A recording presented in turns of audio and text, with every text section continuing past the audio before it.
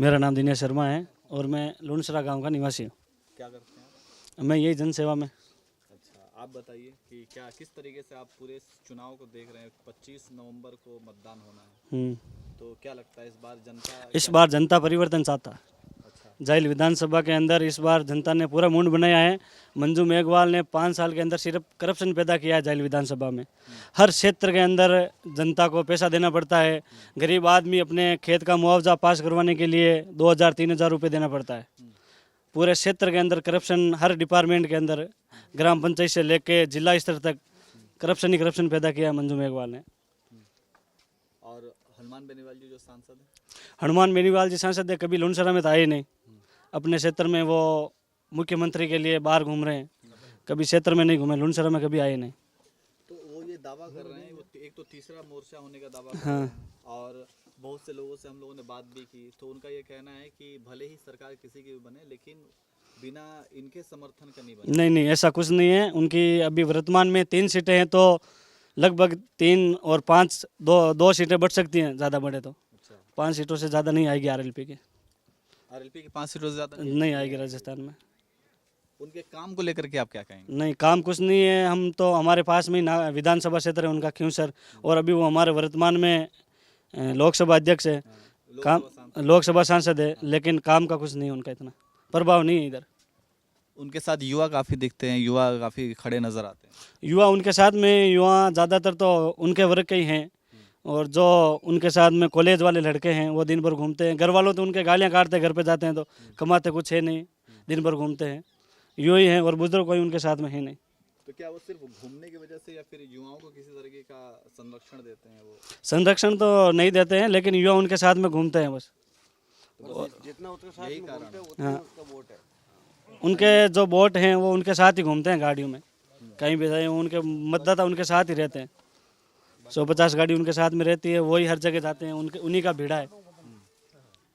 तो ये बताइए कि इस राज्य में आप कह रहे हैं कि इस बार बदलाव होगा। देखना चाह रहे हैं, हाँ, लेकिन बात वही सवाल है कि कोई भी मुख्यमंत्री का चेहरा नहीं है, सिर्फ मुख्यमंत्री का चेहरा मोदी के नेतृत्व में चुनाव हो रहा है इस बार का, तो मोदी जो केंद्र फाइनल करेगा, केंद्र का नेतृत्व वही सबको मान्य है। हमें तो मोदी का चेहरे पे चुनाव होगा और उसी को वोट देना है, मोदी के नेतृत्व में। किसको आप लोग देखना चाह रहे हैं? जो केंद्र अभी नाम तो किसी का है नहीं, नाम तो चल रहे हैं, जैसे वसुंधरा जी का चल रहा है, बालकनाथ जी का चल रहा है, चर्चों में चल रहा है, लेकिन जो केंद्र को अच्छा लगेगा, क्योंकि मोदी जो डिसीजन लेता है वो किसी को पता नहीं चलता। तो आपको ऐसा लगता है कि बिना वसुंधरा जी को आप नहीं नहीं, वसुंधरा जी के साथ में ही, वसुंधरा जी ने समर्थन के बिना सरकार तो नहीं बनेगी, लेकिन वसुंधरा जी सपोर्ट करेंगे। वसुंधरा जी को केंद्र में भी ले जा सकते हैं, ऐसी कोई बात नहीं है। 22 जनवरी को राम मंदिर का उद्घाटन है, हाँ, कैसे देखते हैं? ये तो हमारे लिए बड़े गौरव की बात है कि हमारे पूर्वजों ने, कितनों ने, ना जाने कितनी पीढ़ियों ने राम मंदिर की लड़ाई लड़ी थी, और हमारे ये इस जीवन में हम राम मंदिर का मंदिर बनते हुए देख रहे हैं। हमारे लिए बहुत ही गौरव की बात है, हमारे लिए क्या, पूरे भारत के लिए ये बहुत ही गौरव की बात है। 22 जनवरी को होना है, लोकसभा चुनाव भी काफी करीब होगा, नज़दीक तो है। क्या आपको लगता है कि इसका फायदा बीजेपी बिल्कुल बीजेपी को मिलेगा, फायदा बीजेपी को मिलेगा। और वैसे ये मंदिर तो मोदी जी ने पहले ही कर दिया कि मंदिर तो वहीं बनाएंगे, पहले भी मिला था और आगे भी मिलेंगे, इसका फायदा तो। इसका फायदा अब जैसे कि 350 से ज़्यादा सीट जीतने का उन्होंने दावा किया हुआ है, तो क्या वो इस बुनियाद पे दावा किया है क्योंकि मंदिर का फायदा मिलेगा? मंदिर का फायदा भी मिलेगा, और केंद्र ने, मोदी जी ने अच्छा काम किया। आज पूरे विश्व में भारत का डंका बज रहा है, ये सिर्फ मोदी जी के नेतृत्व में ही संभव हो पाया है। पहले तो अगर 26 जनवरी या 15 अगस्त प्रोग्राम बनाते तो ये डर रहता कि पाकिस्तान हमला कर देगा। आज पाकिस्तान में डर है कि कहीं भारत हमारे पर अटैक ना कर दे। मोदी जी के नेतृत्व में भारत बहुत मजबूत हुआ है। सिर्फ राम मंदिर के मुद्दे पे वोट नहीं मिलेंगे, सारे कामों पे वोट मिलेंगे मोदी जी को। अब आखिरी सवाल ये कि आप जैसे कि बता रहे हैं, आप हनुमान बेनीवाल जी जो दावा कर रहे हैं सीट जीतने का, 200 सीट पे वो चुनाव लड़ रहे हैं, लेकिन उनके दावे में कुछ दम है नहीं, तो हनुमान बेनीवाल जी के काम के आधार पे आप 10 में से कितना नंबर देंगे? काम के आधार पर हनुमान बेनीवाल जी को 10 में से 2 नंबर है। अच्छा, 2 नंबर मिलेंगे। क्या करना चाहिए था उन्होंने जो नहीं किया? वो तो सिर्फ क्या है कि बाहर घूमते हैं, जनता के बीच में नागौर जाएं तो वहाँ पे उनके बहुत ही पहले से ही भीड़ा रहता है, तो जिनको बात करनी है उनसे बात होती नहीं है। उनके आदमी पहले ही कि हम बात कर लेंगे नेताजी से, जिनकी समस्या है वो पहुँच नहीं पाती नेताजी के पास, उनके आदमी पहले ही हम करवा देंगे, लेकिन काम नहीं होता। लेकिन हम घूम घूम करके बहुत से लोगों से ये सब पूछ रहे हैं, सवाल कर रहे हैं, तो बहुत से लोग ये भी कह रहे हैं कि वो गरीबों के लिए हमेशा खड़े रहते हैं, मजदूरों के लिए हमेशा खड़े रहते हैं, कोई भी समस्या होती है या फिर जो भी उनके दरवाजे पर जाता है उनकी उनकी बात वो सुनते हैं। गरीब उनके दरवाजे तक पहुंच नहीं पाता ना।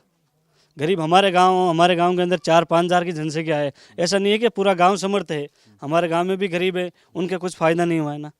तो अगर वो गरीबों के करते तो सब गाँव में फ़ायदा होता। तो क्या कुछ वो व्यक्तिगत जो जो संबंध हैं या फिर जो एक जात को लेकर के भी वो आरोप लगाया जाता है कि एक विशेष समुदाय की ही वो ज़्यादा हाँ, ये उन पे एक विशेष तौर पे जातिगत का लेके आरोप लगते हैं। वो कहीं ना कहीं उनके साथ में घूमने वालों में नज़र भी आता है। वो भी उनको एक चुनाव में बहुत इसका भी फर्क पड़ेगा उनके ऊपर, जातिवाद का उनके ऊपर गहरा असर पड़ेगा वोटों में। एक चीज़ और बताइए, जायल के अंदर अभी जो मंजू बागमार और आरएलपी से जो भी अभी कैंडिडेट फाइनल नहीं हुआ। गारूपाल पहले था जिसने हाँ। 50,000 से ज़्यादा वोट लिए हाँ। और बीजेपी तीसरे नंबर रही है। हाँ। अब बीजेपी अब जायल में क्या स्थिति में रहेगी? अब की बार बीजेपी जेल के अंदर अपनी सीट निकालेगी। पिछली बार क्या हुआ कि सभी को लगा कि अगर कांग्रेस टक्कर में है, लोगों की ये मंशा है कि जेल विधानसभा के अंदर कांग्रेस जीत जाए तो चलेगा, लेकिन आरएलपी नहीं जीतनी चाहिए। इसलिए बीजेपी के मूल वोटर हैं अन्य समाज के, उन्होंने बीजेपी को छोड़ के कांग्रेस को वोट दे दिए, बीजेपी आरएलपी को रोकने के लिए। इस बार ऐसा नहीं होगा। इस बार आरएलपी तीसरे स्थान पर जाएगी। इस बार बीजेपी उभर के आएगी और अपनी सीट निकाल के देगी जनता। बीजेपी में कई लोग हैं जो काफी समय से मेहनत कर रहे थे। मंजू बागमार का एक भतीजा है सुरेंद्र पवार, हाँ। जो बीजेपी में काफी मेहनत कर रहा था, उसको टिकट नहीं मिला। पिछली बार भी उसके साथ ऐसा ही हुआ था। आपको लगता है कि वो इस बार विरोध के अंदर आरएलपी या दूसरी पार्टी ज्वाइन करके और एक प्रतिद्वंदी के रूप में खड़ा हो सकता है और टक्कर दे सकता है? नहीं, सुरेंद्र जी को मैं वैसे व्यक्तिगत तौर पे भी जानता हूँ, ऐसा कुछ नहीं करेंगे। वो संगठन के साथ ही रहेंगे, संगठन को छोड़ के नहीं जाएंगे। ये बताइए कि अभी जैसे कि आप कह रहे हैं कि बीजेपी जो है इस बार जनता परिवर्तन चाह रही है और अभी चुनाव करीब है और कांग्रेस के ऊपर भी भ्रष्टाचार के बहुत सारे आरोप लगे हैं और कांग्रेस के जो प्रदेश अध्यक्ष हैं उनके घर ईडी का छापा भी पड़ा है, तो आप इस पूरे छापे को कैसे देखते हैं? ये तो जो करेंगे, कारनामे करेंगे, घोटाले करेंगे, उनके यहाँ तो जांच होनी चाहिए। ये उसमें कोई गलत है नहीं। मैं गलत काम करूँगा तो मेरे खिलाफ भी कार्रवाई होनी चाहिए। वो तो केंद्र की जांच एजेंसी है, उन्होंने घोटाले किए हैं तो उनके यहाँ जांच तो होगी। और हकीकत में उन्होंने घोटाले किए हैं। जो गरीब वर्ग के बच्चे पढ़ के मेहनत करके जाते हैं, हर पेपर लीक, यहाँ से जाते हैं पेपर दे के बाहर निकलते हैं, उनको पता चलता है कि पेपर लीक। तो गरीब बच्चों के साथ जो मेहनत करते हैं, पढ़ाई करते हैं, उनके भविष्य के साथ तो खिलवाड़ की ही है डॉक्टर आचार्य जी ने।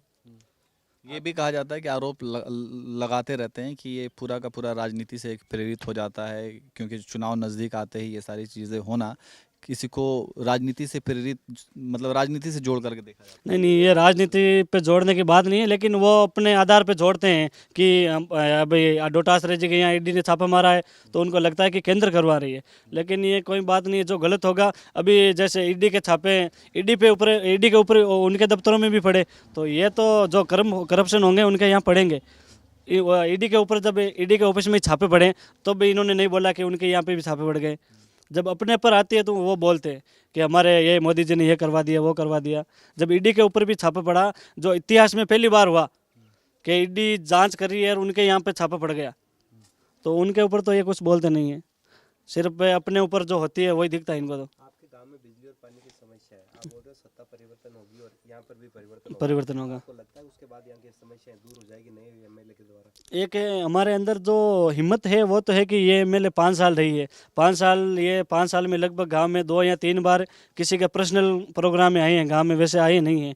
और इनके पास सूचना पहुंचती है, पानी की भी पहुंची है, लाइट की भी पहुंची है, लेकिन ये सुनवाई नहीं करते हैं। जेल क्षेत्र का बागमार जी आपका काम करवा देंगे? मंजू बागमार जी 5 साल का कार्यकाल किया था उन्होंने, तो हमारे गांव में मीठा पानी भी उन्हीं की वजह से पहुंचा है। जेल क्षेत्र का पहला गांव है जहां नहर का पानी पहुंचा, जो मंजू जी के कार्यकाल में पहुंचा। और ये मेन सड़क है गौशाला की, जो यहाँ पे कादा कीचड़ बहुत होता था, गौरवपथ बनाया था 1 किलोमीटर का उन्होंने। और मंजू जी बागमार ने काम भी किया और उम्मीद भी है उनसे कि आगे वो भी करवाएंगे, क्योंकि 5 साल में मंजू मेघवाल जी ने कुछ करवाए नहीं और नहीं कभी गाँव में आए। वो भी चुनाव को लेकर आएंगे तो आएंगे।